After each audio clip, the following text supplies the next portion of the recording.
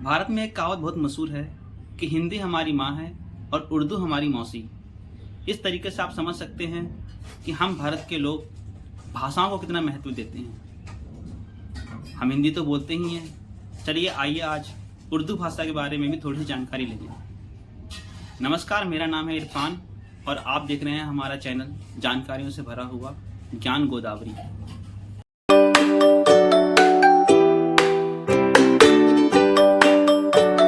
हिंदी और उर्दू में बहुत ज़्यादा फर्क नहीं है।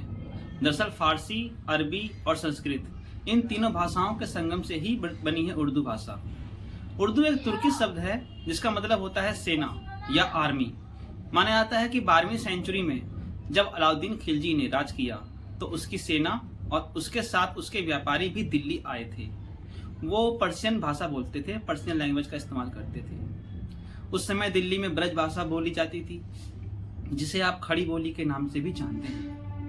अब क्योंकि दोनों को एक दूसरे को समझने की जरूरत थी, इसलिए पर्शियन और ब्रिज भाषा इन दोनों के मेल से बनी है उर्दू भाषा। कुछ इतिहासकारों का मत और भी है कि जो उर्दू को दिल्ली के बजाय पंजाब से जोड़ता है। दरअसल 1187 में मोहम्मद गौरी की सेना ने कुतुबुद्दीन ऐबक के साथ मिलकर पंजाब पर आक्रमण किया और राजपूत राजा पृथ्वीराज चौहान को हटाकर लाहौर, जो उस वक्त पंजाब में पड़ता था, के आसपास अपना राज्य स्थापित किया। पंजाब जीतने के बाद दिल्ली निशाना बनी। कुतुबुद्दीन दिल्ली गया, लेकिन उसकी कुछ सेना पंजाब में ही थी क्योंकि पंजाब को अकेले नहीं छोड़ा जा सकता था। उन सैनिकों ने वहां रहकर शादियां करी, वहां के लोगों से रिश्ते बनाए। पंजाबी लोगों और फारसी सैनिकों का मिलन हुआ तो भाषाओं का भी आपस में मिलन हुआ और उर्दू भाषा का जन्म हुआ। हिंदी भाषा की लिपि देवनागरी थी और उर्दू भाषा की लिपि अरबी फारसी थी जो बाएं से दाएं लिखी जाती थी। इसमें संस्कृत के तत्सम शब्द कम लिए गए थे और तद्भव शब्द ज्यादा लिए गए थे। तत्सम वो होते हैं जो बिल्कुल वैसे ही शब्द उठा लिए जाते हैं और तद्भव वो होते हैं जो थोड़ा बहुत बदलाव करके लिया जाता है। जैसे हिंदी में मुख और उर्दू में मुंह, थोड़ा सा बदलाव हुआ तो यह तद्भव शब्द कहलाएगा।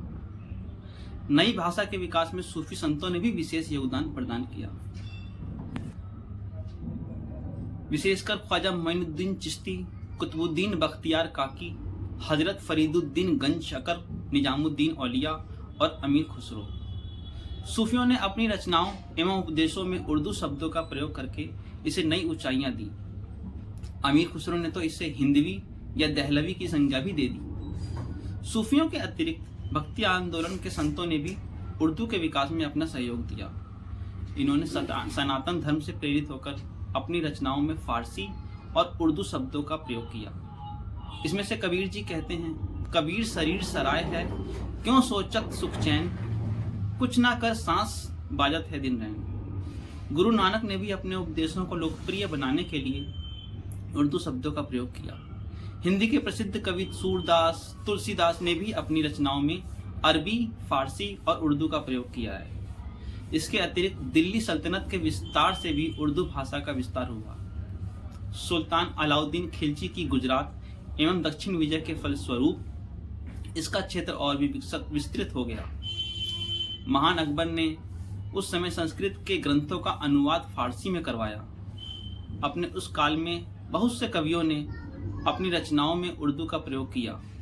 फलस्वरूप इसका विस्तार हुआ और इसको एक नया नाम मिला, रेख्ता। पंडित चंद्रभान ब्राह्मण, जो कि शाहजहां के दरबार में मुंशी थे, उन्हें उर्दू शायरी का बड़ा शौक था। उनकी एक गजल है, खुदा ने किस शहर के अंदर हमन को डाला है, न दिलबर है, न साकी है, न सीसा है, न प्याला है। इस प्रकार उर्दू भाषा एवं साहित्य का विकास दो विभिन्न संस्कृतियों के सहयोग का परिणाम है। इस कारण किसी एक संस्कृति को इसकी जननी नहीं कहा जा सकता। यह भाषा आज भी अपनी मिठास के लिए जानी जाती है।